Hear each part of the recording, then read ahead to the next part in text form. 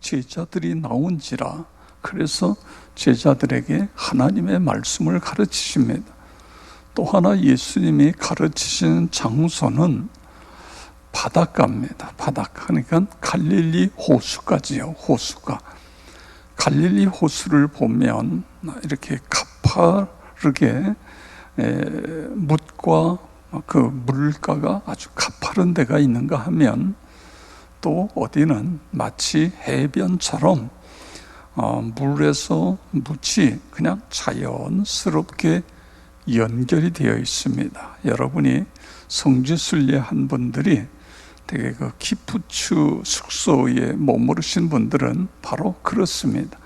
그냥 바닷가에 가서 물도 만지고 호수가에 가서 물도 만지고 손도 씻고 그러면서 그냥 그런 데를 이야기하는 거지요.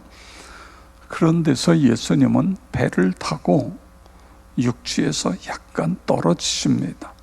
그리고 무태 수많은 사람들이 이 바닷가에 계시는 예수님을 향하여 바라봅니다. 그러면서 예수님이 말씀을 하시는 거예요. 오늘 4장에도 나오지만 3장에도 그런 내용이 똑같이 나오고 있습니다.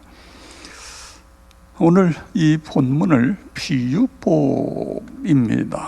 그러니까 예수님은 참 지혜자이시잖아요. 지혜의 근원자이시면서 그를 믿는 자들에게 지혜를 주시는 분. 그래서 이 진리를 하나님 나라 진리를 사람들에게 어떻게 쉽게 설명할 수 있느냐.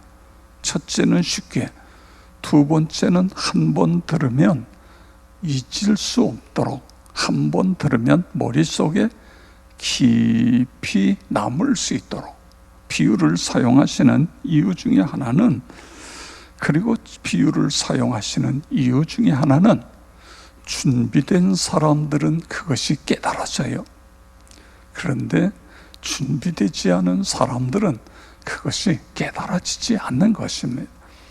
이 보배, 하나님의 말씀을 아무에게나 던지는 것이 아닙니다. 우리가 복음을 전할 때는 누구에게나 전하지만 가르칠 때에는요, 그 사람이 전혀 준비가 안 되어 있으면 아무리 가르쳐도 도리어 그 사람은 머리만 커져서 그 머리를 가지고 대적자가 되는 그런 경우를 봅니다. 성경에 대해서는 유식한데 전혀 믿지 않아요. 예수를 전혀 믿지 않는 사람이지. 그 유식한 걸 가지고 도리어 하나님을 대적하는 이런 사람들이 있는 것을 볼 수 있습니다. 비유를 하나님께서 예수님의 비유로 말씀하시는 것은 준비된 사람들이 깨닫고 그 진리를 가지고 살아가도록 하기 위해서 비유법을 사용하고 계신 것을 볼 수 있습니다.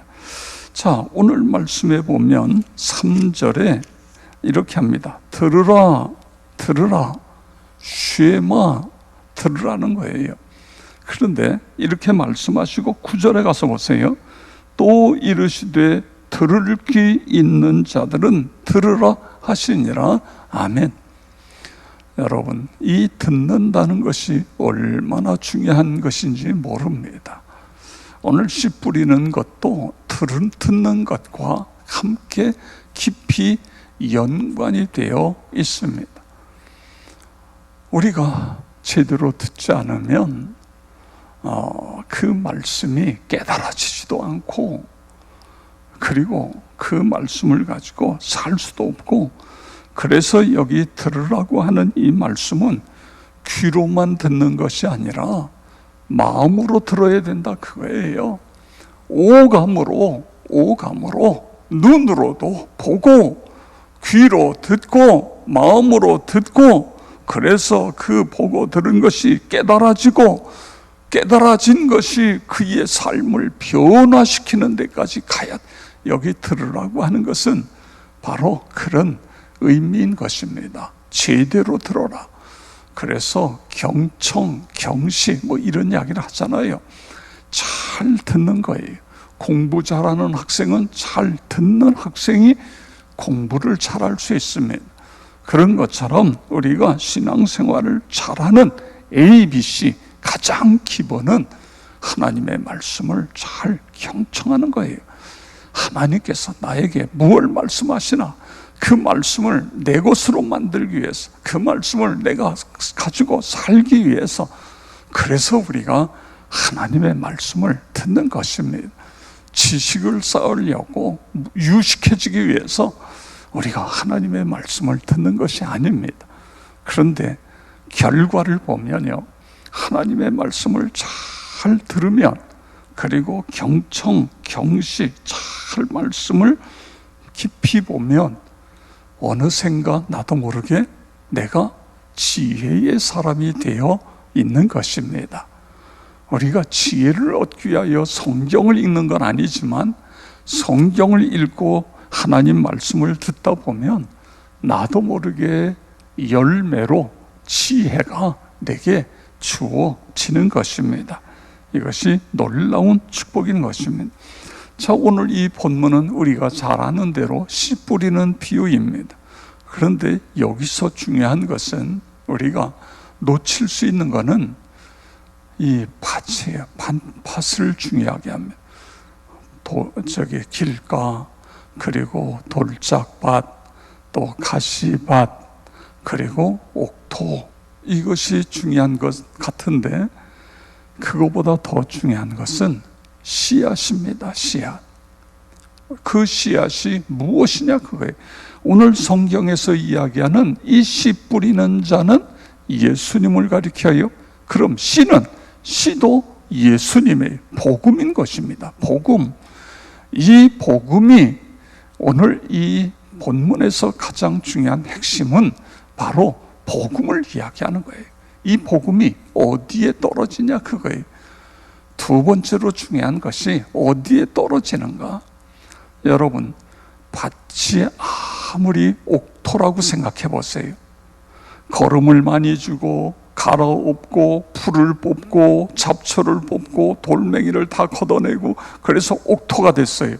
그런데 거기다가 좋은 씨를, 건강한 씨를 뿌리는 것이 아니라 가라지를 뿌려보세요. 그러면 뭘 거둬요? 가라지를 거두는 거예요. 씨앗이, 오늘 우리는 이 사실을 잊으면 안 돼요. 항상 중요한 것은 예수 복음인 것입니다. 우리가 뭘 경청해요? 예수 복음을 경청하는 것입니다. 하나님의 말씀을 내 마음밭에 심는 거예요. 이것이 중요한 것입니다. 그럴 때에 이 복음, 하나님의 말씀이 내 심령 속에서 30배, 60배, 100배 그렇게 결실하게 되어지는 것입니다. 하나님, 내가 살아가면서 내가 집중해야 될 일들이 많이 있지만 특별히 하나님 말씀에 집중할 수 있게 해주세요. 하나님 말씀을 사모하게 해주세요.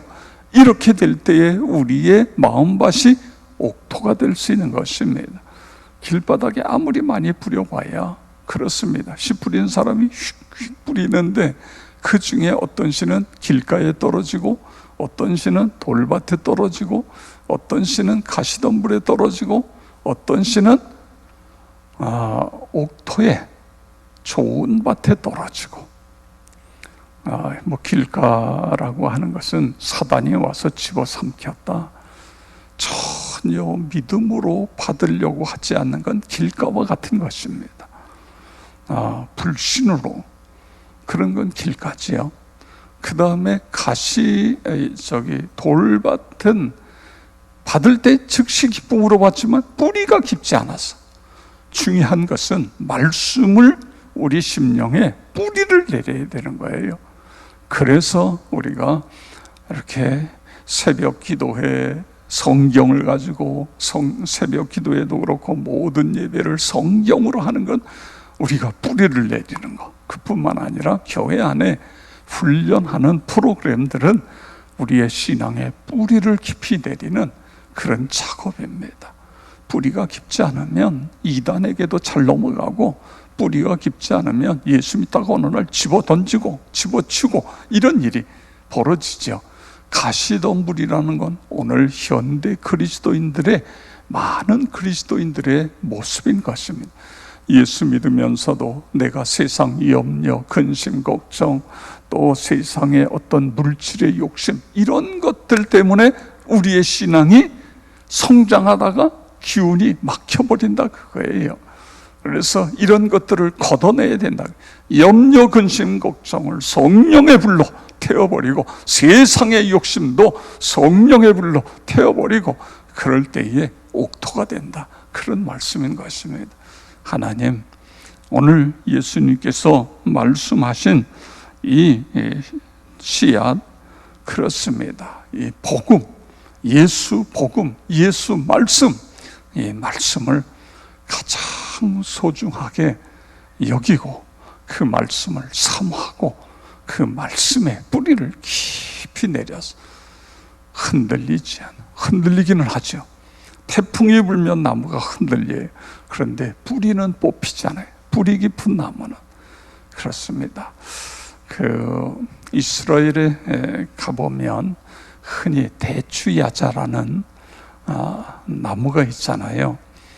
이 대추야자 나무가 사막에서도 열매를 얼마나 많이, 나무 하나에서요 엄청난 열매가 열리는 거예요. 그렇게 열매를, 그리고 늙어서도 진액이 마르지 않는다, 열매를 계속 맺는다.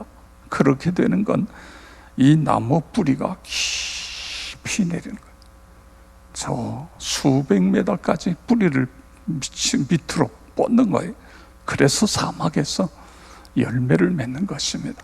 하나님, 뿌리 깊은 나무처럼 뿌리 깊은 신앙이 되게 해 주시옵소서. 늘 이 말씀, 오늘 여기 성경에 이야기하고 있는 이 씨앗, 말씀의 씨앗을 소중하게 여기고 늘 가까이 하게 해 주시옵소서. 그렇게 되어지기를 축복합니다. 아버지 하나님, 감사를 드립니다.